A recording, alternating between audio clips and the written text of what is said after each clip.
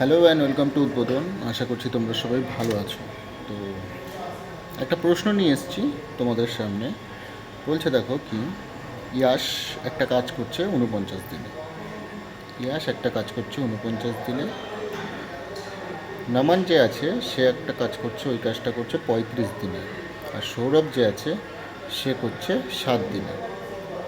ভালো কথা। এবার কি বলছে, find the total days required to complete the same work. যদি তোমার ইয়াশ করছে প্রথম দিন, নমান করছে দ্বিতীয় দিন, সৌরভ করছে তৃতীয় দিন এবং সো অন। তো আগে এলসিএম বার করতে হবে। এলসিএম দেখো নেব 49, 7 আর 35-এর এলসিএম। তো 49, 7 আর 35-এর এলসিএম 7 দিয়ে কাটলে এটা 7, 1 আর 5, তাহলে 5 সাথে 35, 35 ইন্টু 7, তাহলে 35 ইন্টু 7 হচ্ছে আমার টোটাল ওয়ার্ক। তো টোটাল ওয়ার্ক কত আমার? 245।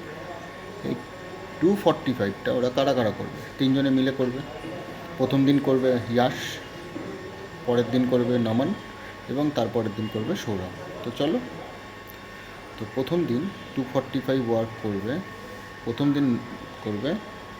আচ্ছা, আগে তোমার একটা জিনিস লেখা হয়নি, সেটা হচ্ছে বলে দিচ্ছি। ইয়াশ, নমন আর সৌরভ, এটা 49 ছিল, এটা 35 ছিল, না এটা 7 ছিল। এলসিএম আমার বেরোলো 245, তাই তো?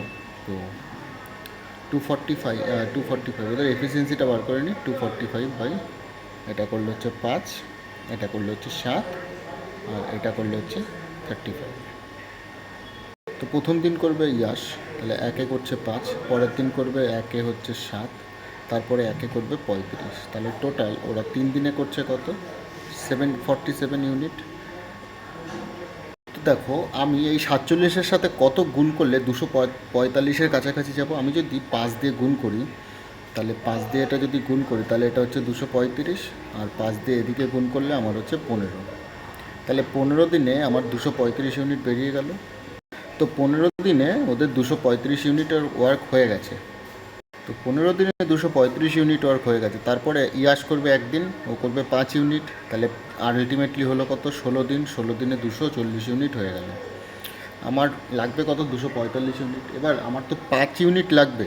এবার আমি যদি আবার সেই নামানকে নিয়ে আসি, তাহলে নামান একদিনের জন্য 7 ইউনিট আনবে, কিন্তু আমার লাগবে 5 ইউনিট। তাহলে আমি কী করবো? 5, আমি করবো হচ্ছে 5 ইন্টু, যেহেতু 7 ইউনিট আনছে, তাহলে 7/7, তাহলে 7 কেটে গেল। তাহলে আমি ওর ইউনিটের সাথে কত গুণ করলাম? 5/7। তাহলে একদিনের জায়গায় আমি কত করবো? 5/7। তাহলে আলটিমেটলি আমার বেরোচ্ছে 16 পূর্ণ 5-এর 7, আর এখানে বেরোচ্ছে তোমার 7 কেটে গেলে 5, তাহলে 240 প্লাস 5 245, আর এখানে বেরোচ্ছে 16 পূর্ণ 5-এর 7। এবার 16 পূর্ণ 5-এর 7 তুমি যদি গুণ করো, তাহলে তোমার বেরোবে কত?